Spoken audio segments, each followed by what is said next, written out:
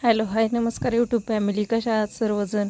झालं फ्रीजमध्ये वांगी तशीच होती, वांग्याला काही नंबर येतच नव्हता भाजी बनवायला। मग मम्मी म्हणली आज वांग्याची भाजी बनव आणि तेही खारं वांगं बनव मिठाचं।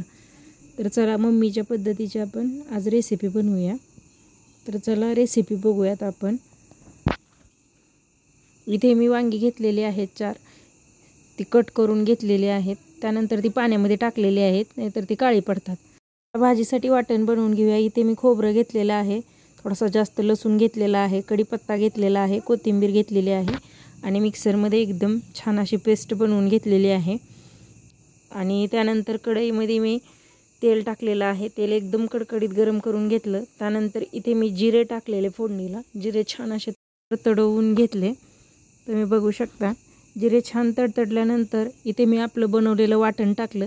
एकदम सोपी रेसिपी आहे आणि एकदम झटपट ही भाजी बनते आणि खायला खूप छान लागते। हे तुम्ही बघू शकता, आपलं बनवलेलं वाटण मी टाकलं यामध्ये। छान असं ते तेलामध्ये कमी गॅसवर परतून घेतलं। या वाटणातून तेल सेपरेट होईपर्यंत आपण हे परतून घ्यायचं आहे। इथे बघू शकता तुम्ही, छान असं एकदम मस्त असं परतून घेतलेलं आहे मी। परतून झाल्यानंतर याच्यामध्ये मी थोडीशी हळद टाकलेली आहे, आपण परतून घेऊया। इथे मी हळद पण परतून घेतली। हळद परतून झाल्यानंतर इथे आपण फक्त या भाजीमध्ये गरम मसाला टाकणार आहे। इथे मी थोडासा अर्धा चमचा गरम मसाला टाकलेला आहे।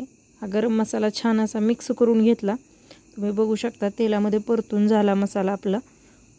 मसाला परतून झाल्यानंतर इथे मी 1 कप पाणी टाकलेलं आहे, जेणेकरून आपण टाकलेला मसाला छान असा पेस्टमध्ये मिक्स व्हावा आणि करपू नये, यासाठी आपण 1 कप पाणी टाकायचं। हे पाणी छान असं ह्या पेस्टमध्ये आटवून घ्यायचं आपल्याला। तुम्ही बघू शकता इथे पाणी आपलं आटलेलं आहे आणि परत एकदा पेस्टला तेल सुटलेलं आहे। अशा पद्धतीनेच ही पेस्ट आपल्याला भाजून घ्यायची आहे। ही पेस्ट भाजून झाल्यानंतर इथे मी आपली चिरलेली वांगी टाकलेली आहेत। वांगी आपण 1-2 मिनटं फक्त या पेस्टमध्ये परतून घेऊया। वांगी जास्त भाजायची नाही आहेत आपल्याला, जर जास्त वांगी भाजली तर ती लवकर शिजत नाहीत।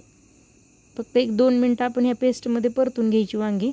परतून झाल्यानंतर याच्यामध्ये जेवढी भाजी हवी तेवढं आपण पाणी टाकणार आहे। आता इथे मी 5 ते 7 माणसाची बनवणार आहे, त्यामुळे इथे मी एक्स्ट्रा पाणी टाकलेलं आहे, मला जेवढं हवं आहे तेवढं, तुम्ही बघू शकता। त्यानंतर इथे मी ज्या मिक्सरमध्ये पेस्ट बनवलेली त्याच्यामध्ये मी पाणी टाकून परत ते ह्याच्यामध्ये पाणी ओतलं, कारण नास करायचं नाही अशी माझी मम्मी म्हणते। मी मोठं मीठ टाकलेलं आहे भाजीमध्ये। मोठं मीठ टाकल्यानंतर भाजीला छान अशी टेस्ट येते। मिक्स करून घेऊया आपण ते मीठ टाकलेलं, बघू शकता तुम्ही। त्यानंतर इथे थोडंसं चिमटभर हिंग टाकायचं आहे आपल्याला, भाजीला छान फ्लेवर येतो। हिंग टाकल्यानंतर परत एकदा मस्त असं मिक्स करून घेऊया। छान असा भाजीला तुम्ही बघू शकता कलर आलेला आहे। त्यानंतर भाजीला एक उकळी काढून घेऊया आपण।